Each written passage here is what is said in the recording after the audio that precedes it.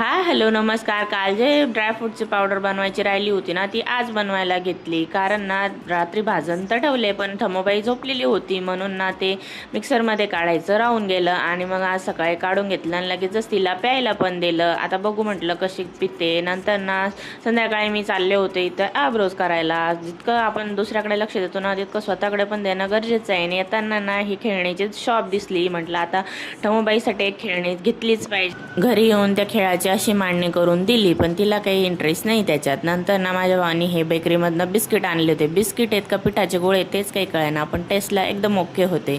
ठमोबाईचे पप्पा आल्यावर आम्ही आलो होतो लॅबला। आता लॅबला यांना टेस्ट करायची होती। आता ही टेस्ट केली आहे म्हणजे आम्हाला उद्या ॲडमिट व्हावंच लागणार आहे आता। आणि मग काय थोडंसं रडपड झाली आणि मग असता हॅपी झाली। आणि घरी आल्यावर मी लागले माझ्या कामाला, ते म्हणजे स्वयंपाक। घरी यायला ना 9:30-10 वाजले होते। मग काय खिचडीच लावली आणि सिंपल असं जेवण करून असा संपला आजचा दिवस। चला भेटूया नेक्स्ट व्हिडिओमध्ये। Bye bye.